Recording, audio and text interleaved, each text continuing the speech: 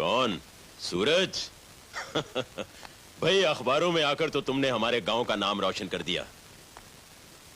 कहो, यहां कैसे आना हुआ?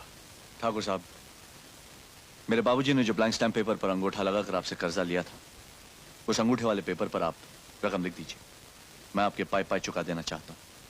देखो सूरज, तुम पढ़े लिखे आदमी हो, इस कोरे कागज की अहमियत अच्छी तरह जानते हो। हर आदमी का काम करने का अपना अपना ढंग होता है, अंदाज होता है। इस वक्त जो तुम मुझे कह रहे हो वो मैं कभी नहीं कर सकता। जो मैं कह रहा हूं आपको करना पड़ेगा ठाकुर साहब। नौकरी मिलते ही मैं आपका कर्जा चुका दूंगा, लेकिन उसके लिए मुझे रकम भी तो मालूम होनी चाहिए। ओह गोपी। हाँ जी। हरदयाल का पढ़ा लिखा लाडला शायद हमारे गांव के स्कूल में अध्यापक की नौकरी मांग रहा है। स्कूल की कमेटी से मेरी तरफ से इसकी सिफारिश कर देना। बैठे रहिए ठाकुर साहब, मैं यहां आपसे नौकरी की भीख मांगने नहीं आया हूं। सीधी तरह से मेरे बाबूजी के अंगूठे वाले पेपर पर रकम लिख दीजिए, वरना टेढ़ी उंगली से घी निकालना मुझे भी आता है। अच्छा, फिर तो हम वो टेढ़ी उंगली जरूर देखना चाहेंगे।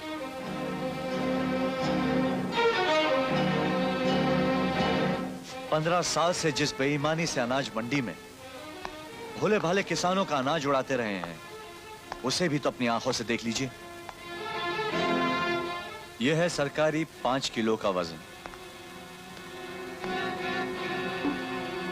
और ये आपके 6 किलो का वजन, जिस पर आपने 5 किलो की मोहर लगाई।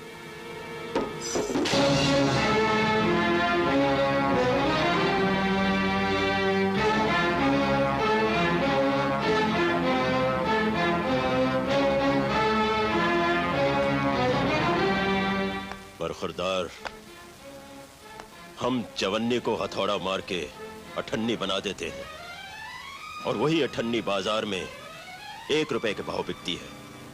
जानते हो क्यों? क्योंकि हथौड़ा मारने वाले हम हैं। अगर मेरा कानूनी हथौड़ा आपके उस चौवन्नी पे पड़ जाए तो आपकी चौवन्नी आपको थाली जितनी बड़ी नजर आएगी। अगर मैं आपकी इस बेईमानी को शहर के अखबारों में छपवा दूं तो, और अगर मैं उस अखबार के दफ्तर में आग लगवा दूं तो इसका मतलब है आप कानून का हर दरवाजा बंद कर सकते हैं।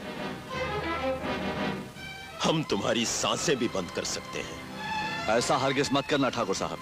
मैं यहां आपको 2 बातें बताने आया हूं। पहली बात तो यह है कि अगर आपने ऐसा किया तो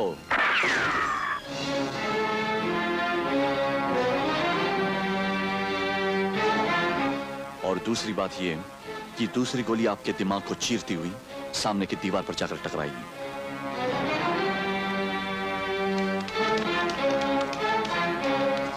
खैर, किसी को कुछ ढूंढने की जरूरत नहीं है। मैं यहां ठाकुर साहब से झगड़ा करने नहीं आया हूं। मैंने जो कहना था कह दिया, फैसला आप पर। पढ़े लिखे भिखारी हो, इसलिए नाटकी ढंग से भीख मांग रहे हो।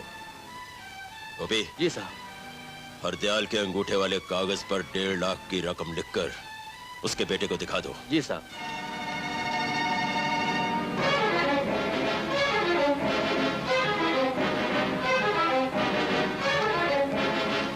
ये लीजिए पेपर।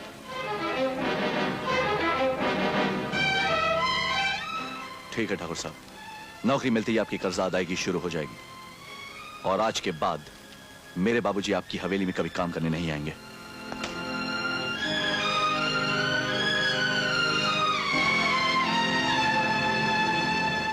गोपी। जी साहब। अब समझ में आया कि किसान के बेटे को सिर्फ हल चलाना ही आना चाहिए और कुछ नहीं। शेरू। जी सरकार। सूरज शहर में नौकरी ढूंढने जाएगा। मुझे तो डर है कि किसी जीप या गाड़ी के नीचे ना आ जाए।